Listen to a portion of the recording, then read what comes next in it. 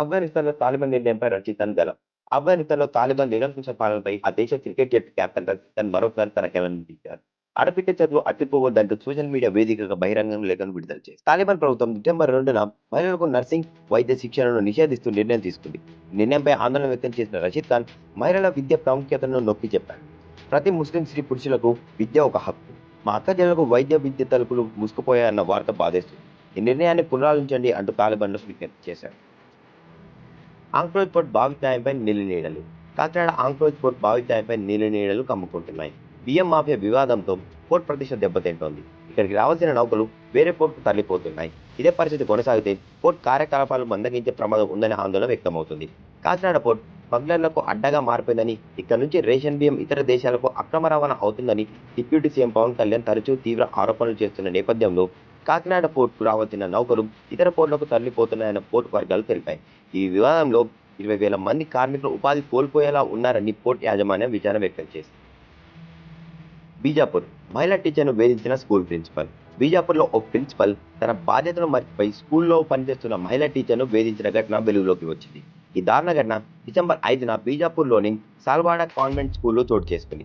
బాధిత టీచర్ 2 సంవత్సరాలుగా వేధింపులను భరించి చివరికి పోలీసులకు ఫిర్యాదు చేసింది. ప్రిన్సిపల్ క్షితేజ్ పనిందని చెప్పి టీచర్ను బయటికి తీసుకువెళ్లాడు. తర్వాత మద్యం తాగమని, స్మోక్ చేయమని ఆమెను బలవంతం చేశాడు. ఆమె మాట వినకపోవడంతో స్కూల్లో అందరి ముందు ఆమెను అవమానించాడు. టీచర్ ఫిర్యాదు మేరకు ప్రిన్సిపల్ క్షితేజ్ జాకోబ్పై ఎఫ్ఐఆర్ నమోదు చేసి పోలీసులు దర్యాప్తు చేపట్టారు. సీసీటీవీ ఫుటేజ్, స్కూల్ సిబ్బంది నుంచి వాగ్మూలాలను సేకరించామని, ఆరోపణలు నిజమైతే ప్రిన్సిపల్పై కఠిన చర్యలు తీసుకుంటామని అధికారులు తెలిపారు. అస్సాంలో బీఫ్ మాంసం నిషేధం. అస్సాం ప్రభుత్వం రాష్ట్రంలో బీఫ్ మాంసంపై నిషేధం విధించింది. ముఖ్యమంత్రి హిమంత్ బిశ్వా శర్మ మాట్లాడుతూ రెస్టారెంట్లో, హోటల్లో, పబ్లిక్ ఫంక్షన్లో గుడ్డు మాంసం పండించకూడదని నిర్ణయించామని, ఈ నిర్ణయాన్ని వెంటనే అమల్లోకి తీసుకువస్తామని ఆయన తెలిపారు. అస్సాం ప్రభుత్వం గత 3 సంవత్సరాలుగా గోహత్య నిషేధ చట్టాన్ని విజయవంతంగా అమలు చేయడం గురించి చెప్పిన సీఎం రాష్ట్రంలో ఎక్కడ బీఫ్ వినియోగం లేదని, ఎట్టి పరిస్థితుల్లోనూ అనుమతించమని ఆయన అన్నారు. పుష్ప 2 విడుదలను అడ్డుకోవాలని చేసిన ప్రకటనను వెనక్కి తీసుకున్న జనసేన నేత. హైదరాబాద్లో పుష్ప 2 ప్రీ రిలీజ్ ఫంక్షన్లో అల్లు అర్జున్ మెగా కుటుంబాన్ని పట్టించుకోలేదని, అందుకే పుష్ప సినిమాను అడ్డుకుంటామని జనసేన నేత జలమేశెట్టి రమేష్ చెప్పిన సంగతి అందరికీ తెలిసిందే. ఈ విషయంపై జనసేన పార్టీకి, మెగా కుటుంబానికి చికాకులు ఎదురయ్యాయి. జనసేన నేత రమేష్ బాబు చేసిన ప్రకటన తర్వాత చిరంజీవి సోదరుడు నాగబాబు తక్షణమే జోక్యం చేస్తున్నారు. నాగబాబు సినిమాలు వేరు, రాజకీయాలు వేరు అని ఫోన్లో హెచ్చరించారు. పుష్ప 2 చిత్రాన్ని అడ్డుకోవాలని చేసిన ప్రయత్నాన్ని విమర్శించుకోవాలని సూచించారు. దీంతో రమేష్ బాబు ఈ ప్రకటనను వెనక్కి తీసుకుంటున్నానని, పుష్ప 2 సినిమా విడుదలపై అడ్డుపడడం లేదని ఆయన వీడియోలు విడుదలయ్యాయి. ఘనంగా చైతు శోభిత వివాహం. అక్కినేని కుటుంబంలో నాగచైతన్య శోభిత దుల్పాల వివాహం హిందూ సాంప్రదాయ పద్ధతిలో అన్నపూర్ణ స్టూడియోస్లో అంగరంగ వైభవంగా జరిగింది.